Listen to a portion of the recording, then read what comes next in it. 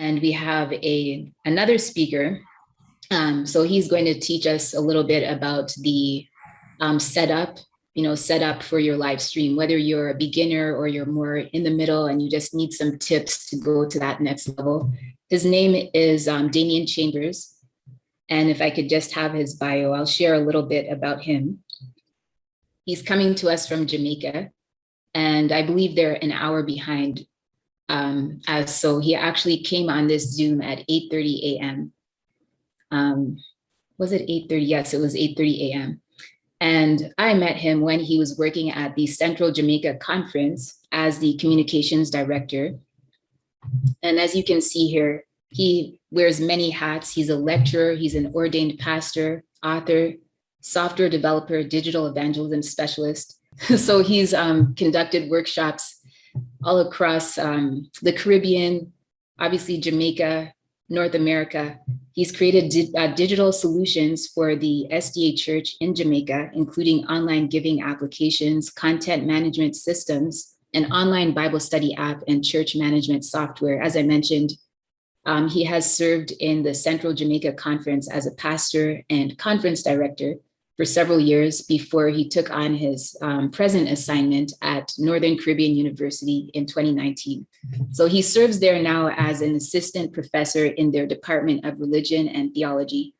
He stays active in online ministry through his blog, devotionaldigest.com, and social media pages, which have the same title, Devotional Digest. So I strongly encourage you to go to his page, especially his YouTube channel, where he shares all kinds of tips and tricks for using technology to spread the gospel. So he's been here with us all morning, and we're happy to hear from him now about how we can set up our live stream. So I'll hand it over to you. Okay, thank you so much. I'm so delighted to join you in your training, and I'm privileged to meet you as well. I also thoroughly enjoyed the presentation so far. I'm happy that Ron went before me, so that there are some things that have been covered, so we don't have to repeat them. So I'm talking about setting up for your live stream, basic to intermediary. I am happy that you didn't say advanced. So we are going to do just that. All right, so let me see if I can, okay, very good. Right, so let's go quickly. Live streaming done professionally is a very complex exercise that requires varied skill sets. I remember the first time I tried to set up a live streaming workshop, and the first one, to me, it didn't go well because we had somebody doing it, but at the time, not a lot of people were doing live streaming. It's about 2005. And so what I did next time was to find those who are actively doing live stream and have them demonstrate to us what they're doing. So during this presentation, I know some of you are the expert in your area, and I'm welcoming your ideas and suggestions as we go along. The complexity does not only involve the varied equipment and skill set, but also the procedures required to run a successful setup and execution of live stream. Therefore, you don't want to be doing a live stream at 10 o'clock and you're just coming into setup at 9:30. That's going to create some challenges. So in this presentation, we'll address these areas along with showing you various tiers for setting up. All right, so just a disclaimer. It would be impossible for me to be an expert in every area that is required for live streaming. So I'm going to be full disclosure there that when I worked as communication director, we had various skill sets, and I'll show you as I go along the required skill set. So the agenda is that we're going to look at the equipment and skills required. I'm happy I don't have to go into the interfacing with the public. We're looking now at the back end and the hardware and stuff. I'm also going to look at the various tiers of setup and end with establishing protocols and procedures for doing live stream. So let's look at the equipment required. So I'm just going to go through them one at a time, and then I look at the various setup. So first, you need a video camera or recording device. Your video capture device is basically your camera. Your camera functions as the eye of your audience. It's very important. That's their eye. Depending on the tier of your setup, you're doing, cameras can range from affordable to expensive. I like the comment by Pastor Wellington this morning that if camera is your first question, then you need to go back to the drawing board. Cameras can come in various categories: smartphone or tablet, or even laptop, webcam, DSLR, camcorders, professional. So the type of camera you choose will also determine what broadcast devices you will need. So getting the best camera is not the first question, because if you get the best camera, that's going to force you to spend otherwise. So it's a whole package. So before you make a decision, let's run through the entire thing. All right. So some camera, for example, can plug and play. A webcam, your webcam. When I say webcam, I'm talking about built-in webcam to your laptop, or a webcam separate that you bought separately, can plug and play into your laptop. But there are some other cameras that will require a capture card or a switcher to work. In terms of your audio, so I'm moving from camera now, I'm on to audio. Your audio device works together with your video camera to provide the full media. Audio is very important to your live streaming. Some persons will tolerate low quality video once the audio is good, but they will not tolerate low quality audio even if the video is good. So audio is very, very important to your live streaming. Several things that can affect your audio include when it's not synchronizing with your video, or when there's latency and stuff. So you want to pay attention to that. In terms of categories of audio, you can start with your mixing board. If you, in a church, most churches will have a mixing board. You just probably need the expert there to get you, how can I get an audio in? That's a question you want to ask the audio expert. I am not an audio expert, so I say, give me an audio in, and that's where you plug into either your computer or your encoder to get your stream. And if, for example, you're doing Zoom in a church setting, you also want to do audio out to your system. So you'd have to set that up. In doing audio out, some laptops don't have the facility to have too many jacks for that. So you may need an adapter or something like that. Very important. So the second one is a microphone connected to your laptop or your camera. So microphone can be connected directly to your camera, which means that you're getting stuff from your camera. Or some laptops can be connected. Some microphones can be connected to your laptop. Sorry, you have the USB condenser microphone. You have the lapel microphone. Microphone connected to your audio interface. That's another setup. Or the built-in microphone in your camera. You can just decide, listen, I'm going to just work with the camera, the built-in microphone, and I'm good. The problem with that is that if you do that, the persons would have to be close to the camera to get better audio. But when you have a microphone, you can decide where the person goes. So you decide on that. The other device that you need for streaming is your encoder. An encoder is simply a device or a software that digitizes at the basic level. An encoder is simply a device that converts data from one format to the next.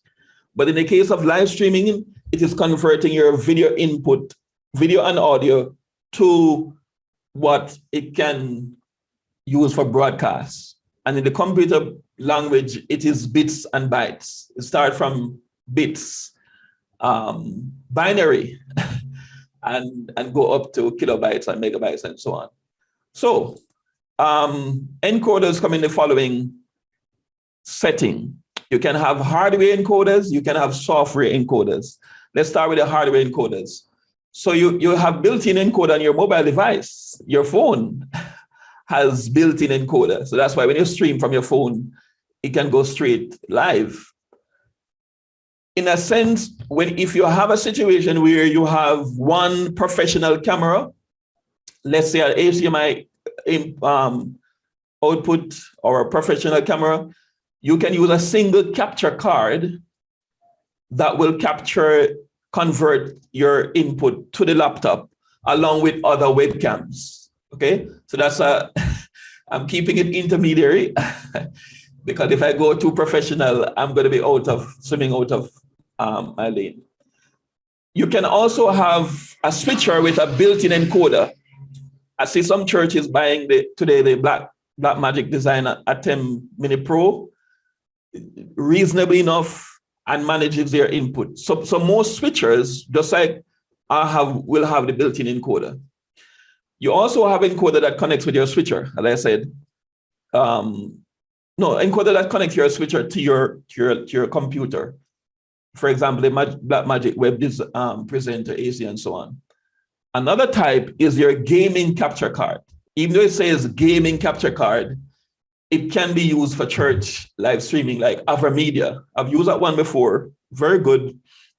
So the AvaMedia can convert both the input from the switcher as well as from any camera to your laptop. And the AvaMedia usually have its own software and stuff, like the other switchers have your own software. Only the single capture card will not have a software. You'd have to have something else to pick it up.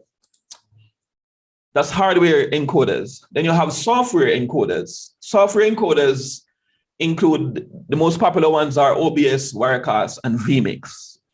So these will pull your input from your camera, your switcher, wherever it's coming from, HD or whatever it is, into your laptop, and you manage all of that. We're going to say more about this software a little later.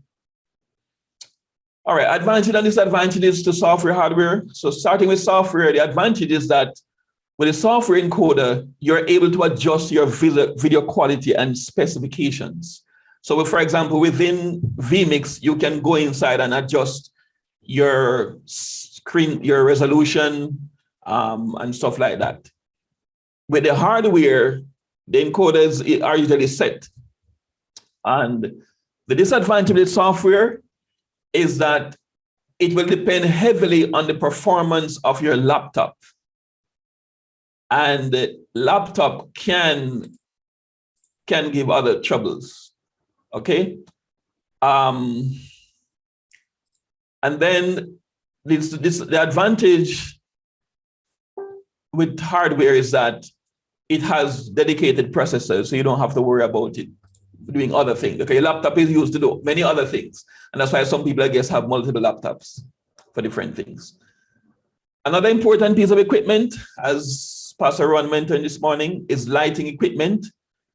You may have the best and most expensive camera, but if you do not have proper lighting, your video quality will be poor. Lighting helps to improve the quality of your video, but by, of course, lighting the subject. You know, the eyes are amazing, for example, in your body, but without light, you could not see any colors, and you could not see stuff out there. The same thing with the camera lens. It cannot see stuff unless it has light.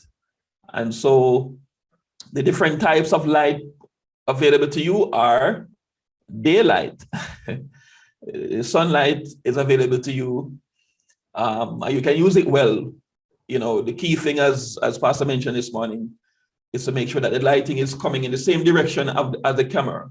It's lighting the subject for the camera, and the lighting is not behind you too much. That's going to create a problem. You also have the desktop ring light. You have LED professional lighting, photography lighting, which is what I'm using right now, or the stage lights. Again, you would need professionals to help you make the decision. For a church setting, the desktop ring light and some of the photography light would not work. You're probably going to need LED or stage lights to light your church properly if you're not using daylight, because you can use daylight. I mean, well, for some churches in Jamaica that don't need AC, to function properly. We use daylight effectively. Yeah, I think I mentioned that already. The other equipment you need to focus on is your internet connection. In a live stream or a video call setup, your internet connection is what keeps you connected. It is through the internet that your audiovisual content is packaged and sent across networks to deliver to your audience simultaneously. And for persons who are experts in networking knows that every data that travels across the internet are put into packages. And if they don't all go at the same time, it creates buffering and stuff like that. The quality of your presentation will be determined by the quality of your internet connection, therefore. There are two types of internet speed that you need to pay attention to: your upload speed and your download speed. Most persons usually talk about their download speed. You know, I have 100 megabytes per second, but they don't pay attention to their upload speed. Let me see if I can, I'm going to quickly do that. To run a speed test to find out your upload and download speed, you go to speedtest.net. Sorry to be showing you my internet speeds. They're not as good as the ones in North America, but just want to make a point here about where to find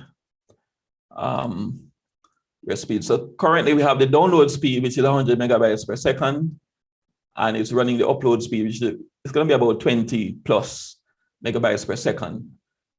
That is the speed you want to focus on for your live streaming, primarily, your upload speed, because you're sharing information with the public.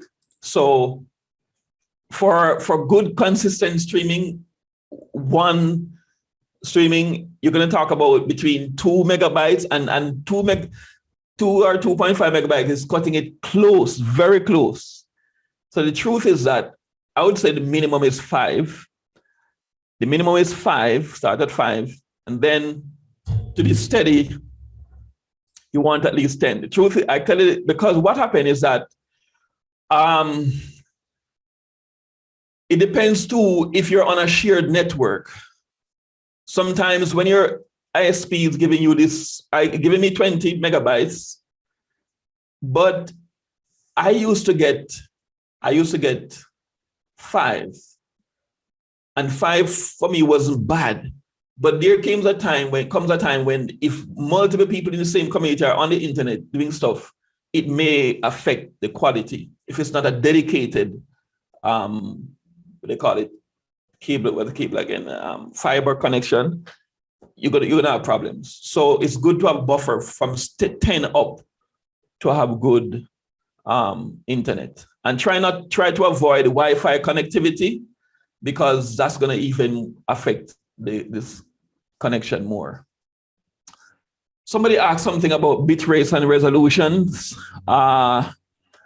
In terms of setting those things, usually, let me say this, these are for the professional.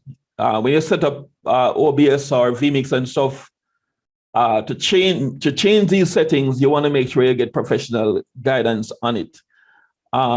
Your bit rate is basically the rate at which the video content or audio content is transferred, mainly the video content over the internet, which is it's measured in kilobytes per second. And the resolution is the size of the video, and will also affect the quality depending on the device that you're watching on. And the frame rate is the rate of frames per second. Most of you don't know that video is actually, the way video is presented online is actually tricking us. It's really pictures and sound and repeating different frames so that you won't see that these are pictures just moving fast, so you can think it's a video. That's frame rate per second. Those things affect your video. The good thing to start at when you're basic is to start at 720p per second. It will run on most platforms. What happens if you go to the 1080p, you might have challenges depending on the internet connectivity and so on. 48 megabytes per second. 40 megabytes per, so quickly, I think I have some recommendation here. For Full HD, you want to have between 4,500, which is 45 megabytes to 60 megabytes per second, and the resolution at 90, which is a 1080. And for 720, you do the matching resolution. That's if you have an internet speed of at least between 5 and 7. As I was saying, that 10 for me gives you that buffer for any of these resolutions. So if you have 10 megabytes per second, the point is that you can work with any of these resolutions. All right. The other device that you need is your broadcasting software. Broadcasting software is a software used to manage the sequencing and broadcasting of your content, including your camera, audio inputs, your pre-recorded videos, your images, your lower thirds, your overlays, your PowerPoint presentations. Broadcasting software can manage all of that for you, and they transfer information to the internet using the RTMP protocol. So these are similar software that works also as your encoders. I have here OBS, vMix, and Wirecast. Let me say, I think I have it in the. Okay. Oh, yes. So broadcasting software options. First, you can start with your mobile device. Again, your phone function as all of that built in one. So why not just use the phone and not worry about anything else? You also have your standard software, your OBS, your vMix, your Wirecast. And then you also have some broadcasting software that's built into your browser. These include StreamYard, Restream, Facebook, and YouTube. They have broadcasting software built into the browser. And probably you didn't think about this, but Zoom is also a broadcasting software. Because when you're on a Zoom call and you decide to just go live, that's the software you're using to broadcast. So that's another option. As to which option you choose, we probably can discuss that a little later. The other equipment you need, again, is your switcher. The switcher does similar work to your broadcasting software. It manages your sequence of your inputs, including media and from your laptop. Again, for hardware switcher options, no, I think I have this mixed up. It should be switcher options, including software switchers, professional video switchers, and mid-professional switchers. I thought I had a diagram for that, but no. Social media platforms, again, that's another device that you need to stream. Where are you going to stream this to?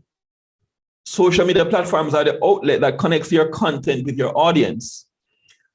You can start with your Facebook, YouTube, Vimeo, Instagram, which are free. But you also have business-to-business platforms like the Cast, Livestream, which are paid. Usually, these are used by television stations that not only broadcast, but they want to monetize. I'm not talking about YouTube monetizing now. I'm talking about pay-per-view. They can facilitate pay-per-view presentation. For example, I was on a particular committee where the folks were looking at options for doing an online concert and how you can charge. And I was helping them to look out for solutions. The cost will be a good one, but it can be costly. So then you want to find out, is it really worth it? Because people these days are just used to free stuff. So unless your content is really good there. And I think this is the final part, or penultimate part, in terms of equipment that you need. In your laptop or desktop, most times, even if you have hardware switcher, you're going to need a laptop or a desktop to produce content, to host your videos, to host your PowerPoint presentation, to host your lower thirds or your easy worship and stuff like that. Depending on your setup, you may need multiple devices that are dedicated to multiple laptops dedicated to different tasks. So for example, in our setup, sometimes we have 3 different laptops, one for dedicated to the live stream, one for graphics, and one for hosting other content. So categories of laptops that you have out there, sometimes persons come to me and say, they see a laptop and they say they want to buy that one. And I said, well, no, that's not a good laptop. I said, well, but it has it. And I said, okay, fine. You need to know that there are categories of laptops. You have basic laptops, which probably are used by students. You have gaming laptops, workstations, 2-in-1s, and then you have, sorry to put MacBook in a category by itself. For live streaming production, you want to stay within these range. Gaming, and even some gaming, I'm not a big fan of gaming laptops because sometimes the hardware is just a regular hard drive. It's not SSD. So I prefer to go with workstations, or if you're a Mac lover, to go with a MacBook, or for desktop, the Pro. I don't remember the name of the Mac, but you have desktops for Mac. All right. Oh yes, multi-streaming software. Again, hardly anyone streaming on just one platform these days. Multi-streaming option include stream to multiple platforms directly from your broadcast software. So for example, you can stream to multiple platforms from vMix, but again, it's going to draw heavily on your bandwidth. So if you don't have 100, even with me having 20 megabytes up, I am still weary of doing 2 streaming directly from my hardware. I have not tried it as yet, and I don't think I plan to try it. I'm just that cautious about it. But the other option is to use a multi-streaming service like Restream, Caster, or even StreamYard. StreamYard does multi-streaming. It just has its own drawbacks where managing your stream is concerned. And finally, you have your video call option. Softwares that give you the ability to host individuals from different locations. We take it for granted that only Zoom can do this, but not so. vMix Call can do this as well as StreamYard. And even some of the multi-streaming platforms are having their own broadcasting studio. All right, so the second part of the presentation, I'm going to quickly now go into the different tiers of setup. Okay, let's start. So we have the mobile device or laptop self-contained, the laptop with video call, the laptop video call software switcher, and so on. So let me just go to the diagrams quickly. So the very easy and simple setup is just your phone broadcasting to your social media platform. And maybe you might have an audio input. This audio input can come from just a simple lavalier microphones attached to you, or it can come from your audio board at your church. So if at your church you're using a phone, there you can connect the audio from your mixing board to the phone. And I have seen as well, that you can also connect your audio from the phone to the mixing board. If, for example, you have persons on Zoom on the phone. I've seen that. It's a little heavy stuff heavy work you're giving the phone to do, but if that's what you have, that's what you have. You have a laptop with video call. So you have your laptop with a Zoom call on it, and you're streaming to either directly to your social media platform or to your Restream account that's raining down stream here, and you're bringing in your audio. So you're streaming directly from Zoom, but the RTMP settings, you set it to go to Restream, so you can control it there. That's a possibility. Or you could go directly to the social media platform. That's another tier of setup. Then, if you have a professional camera that gives HD, you're going to need the encoder. I should have labeled this the encoder to convert it to your laptop, where it is managed by vMix.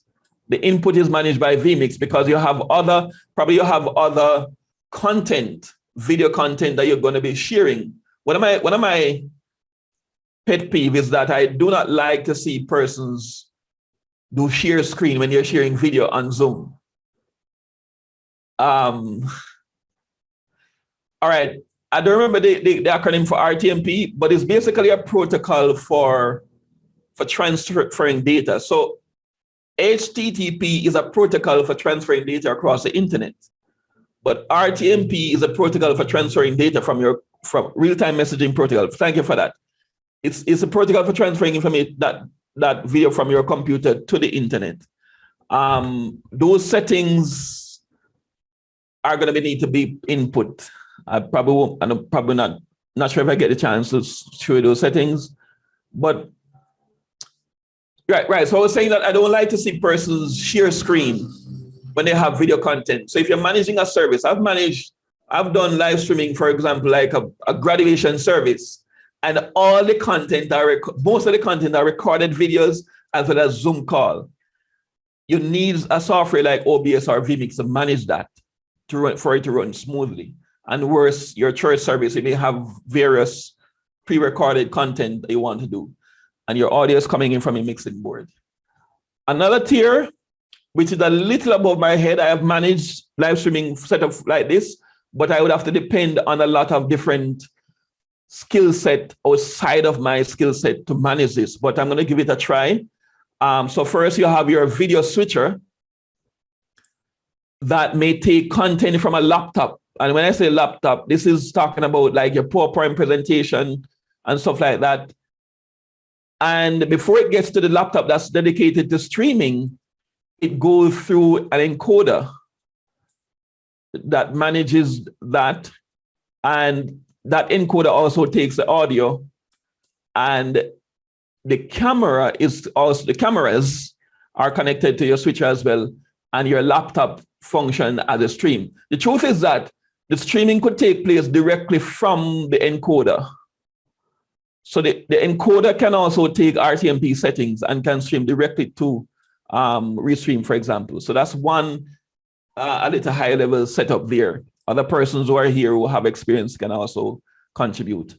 Finally, let's look at some quick protocols for streaming now. So when you're going to stream, I'm telling you, it is a complex, even with your phone, Christelli, you still have to do some pre-production, right?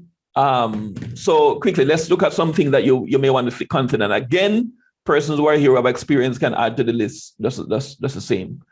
So the first thing to decide on is a tier that you're going to use. Are you going to use just your phone?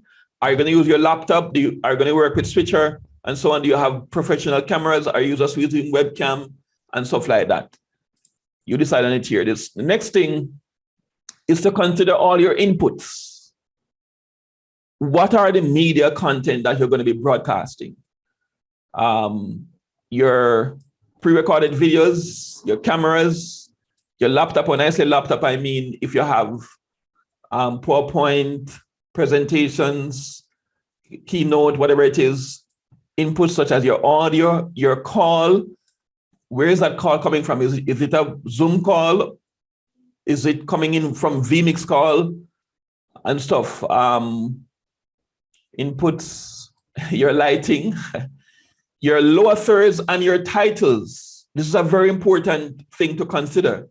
Again, as I say, I've managed large streaming projects, and I usually, the night before is the latest. You want to get that list of persons who are coming on, their titles, the correct spelling of their names, so you can set up your lower thirds. How are we going to do it? StreamYard makes life so easy with lower thirds, but if it's in vMix, you have the designer. Other persons I've seen who are doing OBS, they use PowerPoint to their lower thirds. It's very important. Your on-screen graphics, where is that going to come from? Is it coming from either worship or PowerPoint? And your presentations. So you consider all your inputs. Then you consider your social media platforms. Where you're going to be streaming to. Right. Where you're going to be streaming to? The scheduling of your live streaming. So if you're going to do an event, it's good to schedule your live streaming at least a day or two before. And the scheduling of your live streaming should include your stream title, description, tags, and your thumbnail. I realize that as a church, we're not paying a great emphasis on these matters. These are very important matters because most times we usually only think about the live audience. But please remember that you have the audience who are going to watch it after the live stream has ended. The name is slipping me for that type of audience right now. Please. So what I do, for example, is that I have a Google Doc. If I'm working with a team, I have a Google Doc where I am putting in these things. And I also have a template for every live stream I do. I live stream at least once every week personally, as well as I assist other entities. And I have the title, the description, the tags, and I do research for these things. I research the topics that are trending. And I also research how to prepare my title. Most of us only put the name of a church and its divine service. And we do that for every video. So I'm wondering, how are people going to find video? If for example, if Crystal is speaking at a church, I want to find her name, how am I going to find the video that she preached at? Because all the video has the same title. Thumbnail is another important thing. I won't go into that because the previous speaker spoke about Canva and how we can help you with thumbnail. But it's very important because that's what helps people. When YouTube show people your video, the thumbnail is the first thing that they see. You want to pay attention to those designs. So you want to schedule your stream, put in your RTMP settings before, because guess what? The worst thing is that at last minute, you didn't put in the RTMP settings and it can create a problem. I'm telling you, it can be a headache if you don't plan before. You also want to think about broadcast license. Are you going to be broadcasting recorded music? Will you need license for that? Very important, right? Very important. I don't have a lot of information on this in terms of the option. I think there's a licensing entity online that you can subscribe to and that cover that. But otherwise, you want to reduce the amount of people's content that you're going to have in your stream. Maybe you're not going to stream all your service and so on. The next thing to consider is your staff. Very important. I'm sorry I don't have a list of the staff, but you want to think about the graphics person, the audio person, the video, the camera people, the mixer, the production manager, the director, the program manager, the person who's handling the social media. You want to think about how are they going to collaborate and stuff, getting feedback from the audience. All of that needs to be considered before you go live. Another important thing is data collection. When you're not only putting out content, you want to gain feedback from the from the audience. How are you going to get feedback from them? You can use Google Forms and stuff and polls and stuff like that, but just make your decision as to how you're going to get collection and how you're going to interact with your audience. The next thing when you're streaming is how are you going to collaborate with team members? You know, I've had the experience of, and I can share this experience, not a problem. I was on a streaming production and the person was speaking, like myself, probably not going over time. And I wanted to get a message to the person, and the person is not tech savvy. So they're not going to pay attention even to the chat. And in the live streaming, the person said, okay, I'm seeing a message from Pastor Chambers. I wonder what, and the person just read out the entire message. You want to decide how are you going to collaborate with your team members while streaming. You have to come up with a protocol for doing that. If you have guest presenters, you also want to consider will they all be present in person? Do they have PowerPoint presentation? Will they manage that presentation by themselves, or do they need assistance with that? Do they have the requisite internet connection where they are? Sometimes I've had guests on my program, and when I connect with them maybe an hour before, I say to them, are you connected wirelessly or wired? And they say, I'm connected wirelessly. I say, no, you need a wired connection. And because I say that, they have to move their location and get their wired connection. Very important. How are their camera and audio inputs? You want to help them to sort that out before you go live.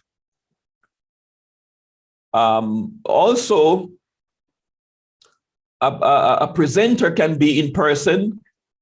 They can send you their pre-recorded presentation. So for example, if you decide that the internet connection is bad where they are, you say to them, okay, try and go to a studio nearby and record your presentation and send it to us. Or will they be coming in on a live call? A live call is usually more difficult to deal with in terms of internet connectivity and guaranteeing quality. So if quality is your goal, maybe a live call is not good. Or I don't like to use Zoom for live call in a good production. I prefer to use a vMix call because they tend to have a better video quality. And finally, finally, are you going pre-recorded or live? This is a decision you need to take. I know, we just think about something more, you want to go live with everything or most things, but depending on the production you're doing, this is a question to ask. A similar question is a question of, are you going to be streaming your entire service? I believe that there are some things in the church service or worship service that probably you should not stream. You can decide on that, but do that decision that you need to make with your team before. All right, I am done with my presentation, and I'm open to question, Christelle, or if persons request a demo, I can do one. Okay, so we do have a few questions. And one is, what do you think about YOLOBox Pro? I guess the newer YOLOBox, if you can speak. I'm not aware of. I'm not going to even start. Okay. Right? Is there anyone here who knows about YOLOBox? If somebody's here who knows about it, I welcome their suggestions. YOLOBox Pro is basically streaming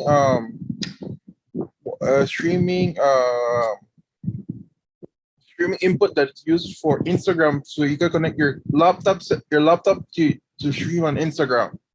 Okay, great. That sounds good. Because most times if I'm streaming on Instagram, I have to use a mobile device, so that's a good thing to know about. It's a video switcher. Okay, very good. Thanks for that. Okay, and another question that has come in, and it seems to be a popular one, is how do we get persons to understand the advance notice that is required, I guess, for doing a live stream? Yeah. You just have to learn to say no. Persons planning programs, to understand the advance notice. No, I've had situations where I had to say no. I said, listen, I cannot add that, because when my vMix production, for example, last one I did, I had about 50 inputs, and they were all lined up and based on the program outline. I couldn't add anything else to it, So you just have to let persons understand the weight of the work that needs to be done, and just set deadlines. And if they don't meet the deadline, say, okay, we can't work with that.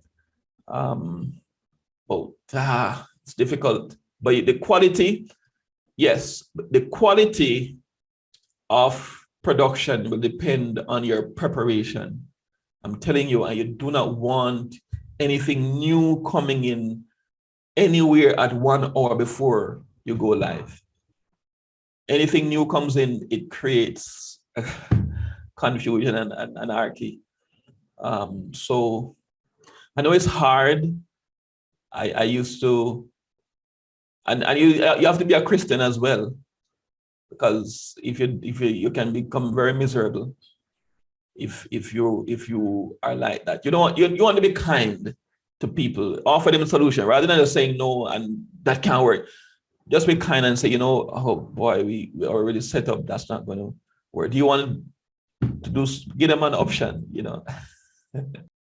Okay, I'm and still a question about wired or so persons don't know the difference between wired and wireless. Okay, so wired is when you have internet coming in from a cord.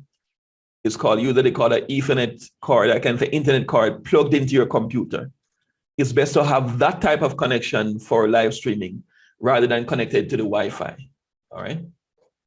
okay, so I see at least two more questions, and then we'll try to wrap this up. Now, one is, do you think that it's necessary to have an additional CCLI streaming license? And would you go for the standard or the pro license? Yeah, I am. I'm not familiar with working. I'm familiar with working with it, but I do not have that experience to decide. But I just know that you have one license that can cover your entire broadcast, and what they do is they take care of the rights that they have. So if somebody here knows again about that, they can advise, but I'm not going beyond the basics. I'm not aware of it. Okay, well, we did get somewhat of a response on the chat, which was just to purchase as much coverage as you can afford. So we'll leave it at that. It might come up later, in our other sessions. So someone asked, this is a follow-up to the previous question about, needing to have advance notice. So how do you not stream a part of the church service? Let's say that, they didn't get their part of the service into you on time, that you could include it in the stream. So how would you deal with that? It's hard. It's not, you're not be able to stop. You're going to be able to break. Maybe there are two options. You probably could break up your stream into Sabbath school and divine service. I see most services think that they have to do both of them the same. You don't have to. You're not bound to do that. I know we are concerned about losing audience. I'm not sure about that, but that's one way where after you end Sabbath school, in order to have your notices or maybe in-house discussions, some churches, you break and then you start your divine service. That's one option. The other option is maybe to have for the live audience, you could have something else being played while you're dealing with in-house matters. So you could have video content prepared before that will be shown to the public while inside the sanctuary, you're having certain discussion. You lost audience. The truth is, Roland, while you're streaming, you're losing audience. We tend to think that if we have 50 persons watching, it's the same 50 persons all the time. It's not. But I hear you, and I'm saying the option is to, yes, go ahead. What we found is that we have to understand a lot of the persons who join the streams got help to join the streams, especially the older folk. So they're given help to join the stream. So they join the stream, and then when we break, they effectively need somebody to help them again, and they then don't come back on because they're off. So they're set up and the person has left them to be on our phone. And then other persons just get distracted once there's a break and find something else to listen to in the interim and would not come back. So what we found is that once it continued ongoing, then we seem to keep the people as it progressed rather than breaking and then starting again. So it was an interesting dilemma.